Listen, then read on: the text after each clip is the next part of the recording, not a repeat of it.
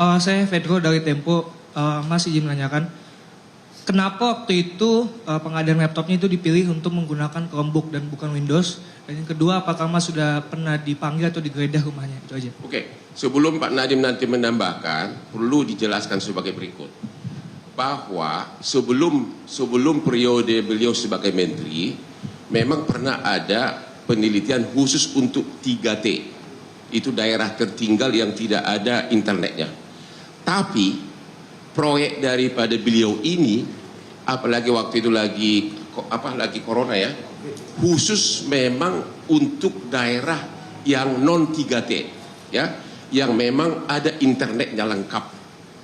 Dan hal itu sudah dilakukan pemeriksaan oleh BPKP dan menyatakan 90% lebih laptop ini terpakai ya untuk daerah. Jadi memang proyeknya beliau ini adalah khusus daerah yang non 3T, maksudnya khusus daerah yang ada internetnya lengkap.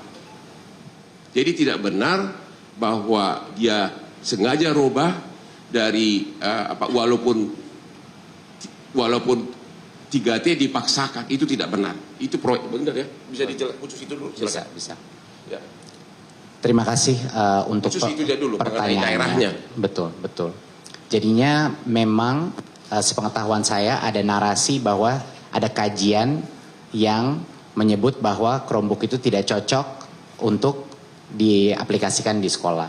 Saya ingin klarifikasi. Memang ada uji coba Chromebook yang terjadi sebelum masa kementerian saya. Jangan lupa ya, sebelum. Ya. Dan uji coba tersebut itu dilakukan di daerah 3T. Saya ingin mengklarifikasi bahwa proses pengadaan laptop yang terjadi di masa jabatan saya tidak ditargetkan untuk daerah 3T. Yang boleh menerima laptop dari pengadaan ini hanya sekolah-sekolah yang punya akses internet. Itulah alasannya juga pengadaan ini bukan hanya laptop tapi juga ada modem Wi-Fi 3G dan juga proyektor dan lain-lain yang diberikan untuk bisa mengakses internet itu. Jadi Kemendikbudristek membuat kajian yang komprehensif, tapi targetnya itu adalah bukan daerah 3T. Dan di dalam Juknis sangat jelas hanya boleh diberikan kepada sekolah yang punya internet. Ya. Nah, untuk menjawab mengenai kenapa Chromebook, ya, ini menurut saya sangat penting bahwa dalam pengadaan sebesar ini kita harus selalu berhati-hati dan melakukan kajian dengan detail. Tim di Kemendikbudristek melakukan kajian mengenai perbandingan antara Chromebook dan operating system lainnya. Dan satu hal yang sangat jelas pada saat saya mencerna laporan ini adalah dari sisi harga, Chromebook itu kalau speknya sama selalu 10-30% lebih murah. Dan bukan hanya itu saja, operating sistemnya Chrome OS itu gratis, sedangkan operating system lainnya itu berbayar dan bisa berbayar sampai 1,5 sampai 2,5 juta tambahan. Di luar itu ada berbagai macam fungsi. Mohon rekan media mengingat bahwa ini adalah untuk fungsi pendidikan, di mana keamanan murid-murid dan guru-guru kita menjadi prioritas di Kemendikbudristek. Dan salah satu hal terpenting dari kajian tersebut adalah kontrol terhadap aplikasi yang bisa ada di dalam Chromebook ini untuk melindungi murid-murid dan guru-guru kita dari pornografi, judi online, dan digunakan untuk gaming dan lain-lain. Itu bisa terjadi tanpa biaya tambahan lagi. Sedangkan operating system lain akan ada biaya tambahan. Jadi berbagai macam alasan di dalam kajian ini benar-benar menunjukkan kenapa ada keunggulan dari aspek Chromebook. Dan satu klarifikasi lagi bahwa Chromebook itu bisa digunakan secara offline walaupun fiturnya lumayan terbatas. Terima kasih.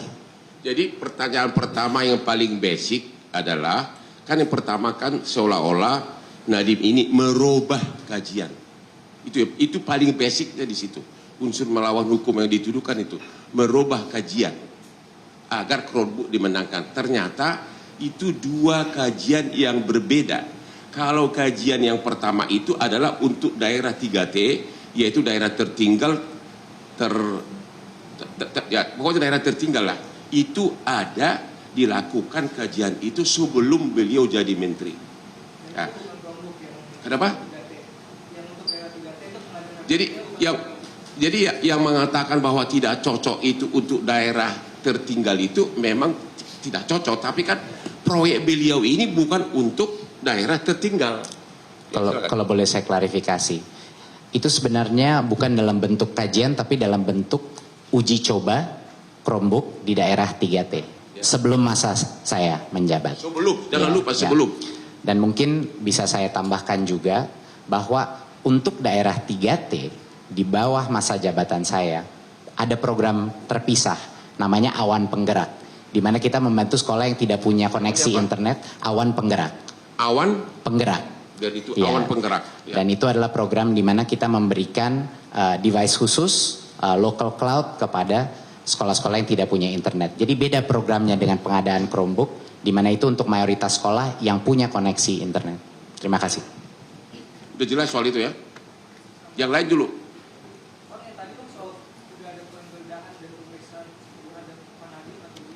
Kenapa? Juga belum ada sampai hari ini penggeledahan. Coba Ali silakan jawab, ada penggeledahan.